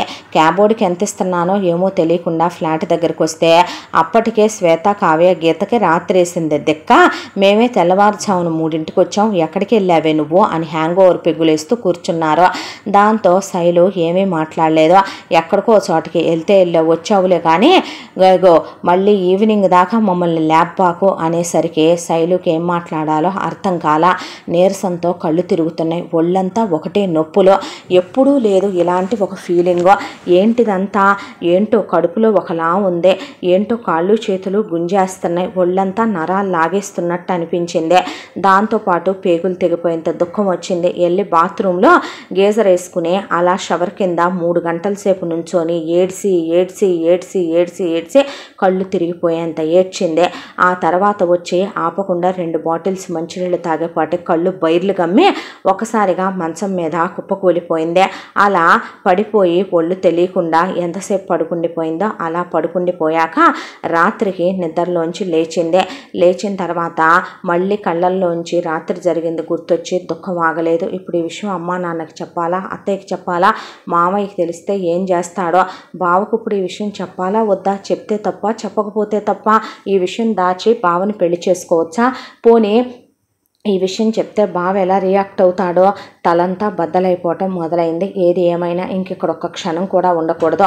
వాడు నా గురించి ఆచూకీ తెలుసుకొని వెనక్కి వస్తే అసలు వాళ్ళెవరో ఏంటో, రాత్రి వాళ్ళు ఏమైనా వీడియోలు తీశారా, ఫోటోలు తీశారా, అసలు నేను సస్తే పీడా పోద్దా, దేవుడా నేను ఎందుకు వెళ్ళాను ఈ పార్టీకి, నాకెందుకు ఈ దరిద్రం పట్టింది, అసలు నేను తాగింది జ్యూసే కదా, నాకెందుకు అంత ఒళ్ళు తెలియనంత మొత్తెక్కింది, అసలు నేనెలా వాడి కొంపకి వెళ్ళాను, అసలు ఎవరు వీళ్ళంతా, ఏం జరుగుతుంది అనేది అర్థం కాలేదు శైలుకి. దాంతో ఇక వెంటనే ల్యాప్టాప్ ఓపెన్ చేసి ఆఫీస్కి రిజైన్ చేస్తూ మెయిల్ పంపిస్తే పిచ్చి పట్టింది ఏంటే నీకు అన్నారు శ్వేత వాళ్ళు. నేను ఇంకొక నిమిషం కూడా ఇక్కడ ఉండాలనుకోవట్లేదు, వెళ్ళిపోదాం అనుకుంటున్నానని బట్టలు సర్దుకుంటుంటే ఏమైంది, అమ్మ వచ్చేమంది, నాన్నగారికి ఒంట్లో బాగాలేదంట, నన్నే చూడాలని కలవడిస్తున్నారంట అని వాళ్ళకు కూడా ఏమీ చెప్పాలనిపించలేదు. ఎందుకంటే ఎవరు ఎలాంటి వాళ్ళో, ఎవరు ఏ సిచ్యువేషన్లో దెప్పుతారో అన్నట్టుంది ఆమె పరిస్థితి. దాంతో ఇక వెంటనే అక్కడి నుంచి బట్టల బ్యాగ్ తీసుకొని క్యాబ్ బుక్ చేసుకొని భయంగా స్కార్ఫ్ చుట్టుకొని ఎప్పుడూ లేనిది ఏంటి వెదవ బతుకు అనుకొని ముందు వచ్చే ట్రైన్ ఎక్కేసింది. ఆ తర్వాత తెల్లవారుతూ ఉండగా ఊళ్ళో దిగంగానే మా అమ్మే, మా తల్లే, రామ్మ అదేంటి చెప్పా పెట్టకుండా వచ్చావు, లోపలికి రావచ్చా, ఇక్కడే నుంచొని చెప్పాలా నాన్న అనేసరికి ఆయన ఆఫీసులో ఏదో అయినట్టుందిలేవే, అమ్మాయిని లోపల తీసుకెళ్ళి భోజనం పెట్టనేసరికి ఆవిడ బ్యాగ్ తీసుకుంది. రామ్మ భోంచెత్తు కానీ, భోజనం వద్దు, ఏమొద్దమ్మా, కాసిన కాఫీ కలిపివ్వు, వేడి నీళ్ళు తోడు అనేసరికి స్నానం చేస్తే తల స్నానం చేసి దేవుడి దగ్గర దీపం పెట్టి ఎప్పుడూ లేనిదే అలా దేవుడి దగ్గర చాలాసేపు కూర్చొని అరచేతిలో కర్పూరం వెలిగిస్తే పిచ్చి పట్టిందా ఏంటే అనుకున్నానులేమ్మా, దేవుడి దగ్గర కర్పూరం పవిత్రమైంది కదా, హారతి దేవుడికి ఇలా ఇస్తే మనసు శరీరం కూడా పవిత్రపడతాయని ఆవిడకేం అర్థం కాల. కాఫీ కలిపిచ్చింది, తాగేసి వెళ్ళి ఏడ్చి బెడ్రూమ్లో తలుపులు బిడాయించుకొని అలా పడుకుండిపోయింది. ఎప్పుడొచ్చావురా అని అక్కడికి రవీంద్ర వచ్చాడు.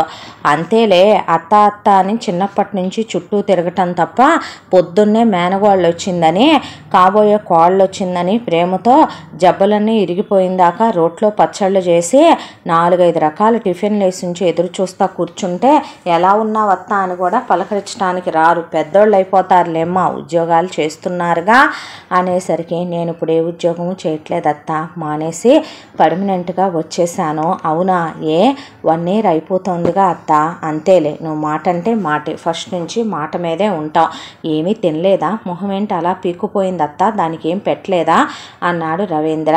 వచ్చిన దగ్గర నుంచి తలనొప్పి అందరా, కాఫీ అడిగింది, ఇచ్చాను, తాగేసి అలా పడుకుంది, జర్నీ చేసిందిగా అలసిపోయి ఉంటుందిలే. శైలు లేచి స్నానం చేసి ఫ్రెష్ అవ్వు, ఏదైనా తీసుకొస్తాను బయట నుంచి. ఎందుకురా బయట నుంచి తెచ్చేది, దానికి ఇష్టమని నేను జున్ను చేసుకొని బజ్జీలు వేసుకొని పకోడీలు తీసుకొని వస్తే వెధవేషాలకు కూర్చోండి, అందరం కలిసి ఇక్కడే తిందాం అంది జయలక్ష్మి. ఇక వాళ్ళు ప్లేట్లో పెట్టించిని తినకుండా అలా చూస్తూ కూర్చుంటే, ఏమైంది నీకు? జున్ననంగానే ప్రాణం లేసి వస్తుంది. నా చేతి బజ్జీలంటే అత్త నువ్వే వేయాలని చెప్పి అంటావు. ఏమైందమ్మా? ఏమైనా తొక్కావా? ఏమే గాలి ధూళి సోకిందా ఏందమ్మా? పిచ్చి చూపులు చూస్తున్నావేందే? ఏమైంది అంది జయలక్ష్మి. వచ్చిన దగ్గర నుంచి అంతే, ఒంట్లో ఏమన్నా బాగాలేదా అంటే చెప్పట్లేదు. పోనీ హాస్పిటల్కి వెళ్దామా శైలు అన్నాడు రవీంద్ర. అదేం లేదు బావా, బాగానే ఉంది. విపరీతమైన వర్క్ స్ట్రెస్, ప్రాజెక్టు, దాంతో తెలిసిందేగా నీకు.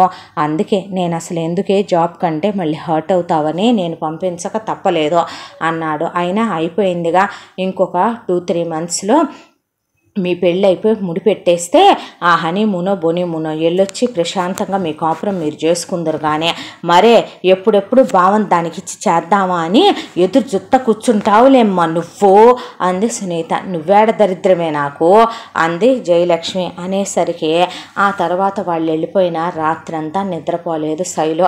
మనసంతా అల్లకల్లోలంగా పిచ్చి పట్టినట్టుగా అనిపించింది. తెల్లారి గుళ్ళో ప్రవచనాలున్నాయని తీసుకెళ్తే రవీంద్ర కూడా వెంటొచ్చి శైలు పక్కన కూర్చున్నాడు. భుజం మీద అలా పడుకుంటే అక్కడ ప్రవచనాలు చెప్తున్నాయన కుంతీదేవి చరిత్ర గురించి చెప్తుంటే ఉలికిపాటుగా అనిపించింది.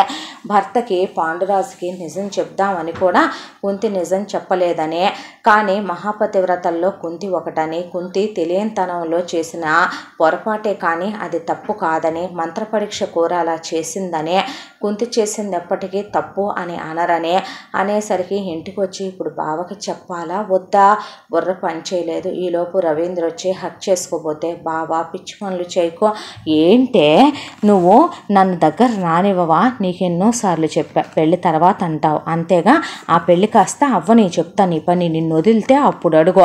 అందరూ 1 రోజులు వెళ్తారేమో హనీమూన్కి, 6 months మళ్ళీ నువ్వు ఈ ఊళ్ళోకి వస్తే అడుగు. వచ్చేటప్పుడు నువ్వు 3 months ప్రెగ్నెంట్గా వస్తావు చూడనేసి వెళ్ళాడు. అల్లుడు అలా మాట్లాడటం, కూతురు అలా అంటాం వాణికి రంగనాథానికి తెలుసు. అయితే శైలు మాత్రం అలా రవీంద్ర వెళ్ళిపోయిన తర్వాత ఏడ్చి మొహం అంతా ఎర్రగా అయిపోయింది.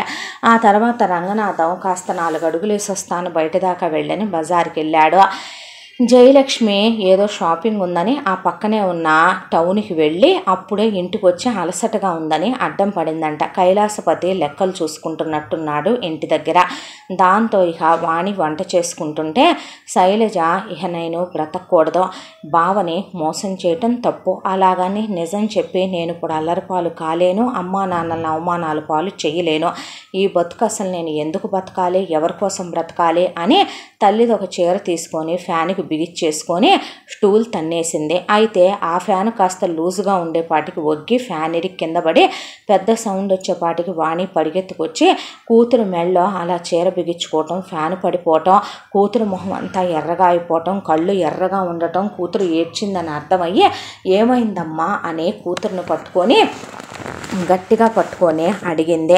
అడిగేసరికి జరిగిందంతా చెప్పుకొచ్చి తల్లిని పట్టుకొని వెక్కి ఏడ్చేసింది శైలు.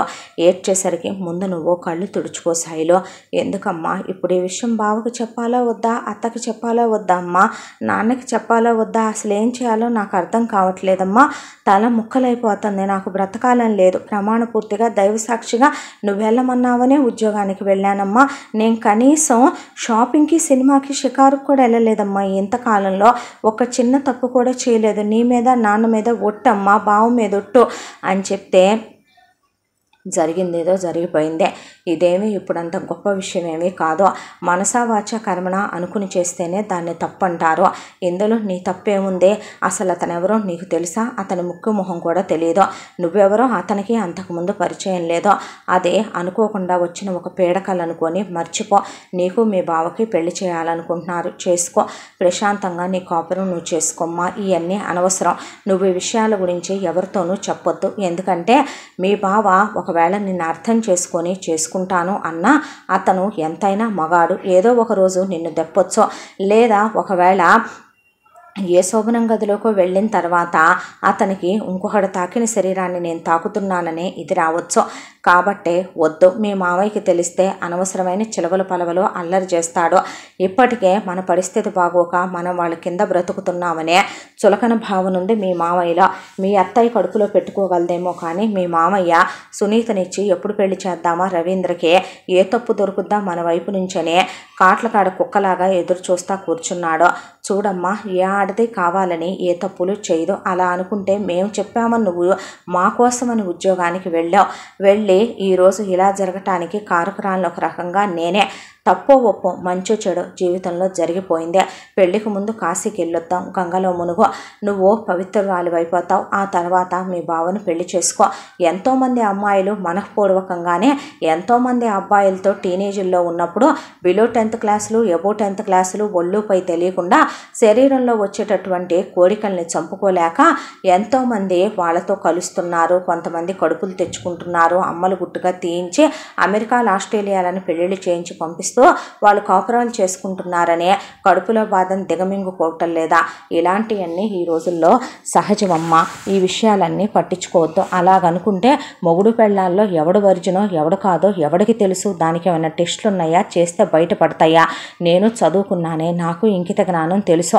ఇప్పుడు అనవసరం నువ్వు ఈ విషయం గురించి ఎత్తకమ్మా అనేసరికి, వామ్మో మీరు మామూలు ఆడోళ్ళు కాదే అందే సునీత ఒక్కసారే కిటికీ దగ్గర నుంచోనే. ఇక్కడితో మొదటి రాత్రి కథ మొదటి భాగం సమాప్తం. మళ్ళీ ముగింపు భాగంతో కలుసుకుందాం. తప్పకుండా మన ఛానల్ని లైక్ చేయండి, షేర్ చేయండి, సబ్స్క్రైబ్ చేయండి, బెల్ ఐకాన్ క్లిక్ చేసి ఆల్ అనే బటన్ని ప్రెస్ చేయడం మర్చిపోకండి. ఈ కథను మనకు అందించిన కథ రచయిత్రి జి. యామిని శ్రీనివాస్ గారు. Thank you.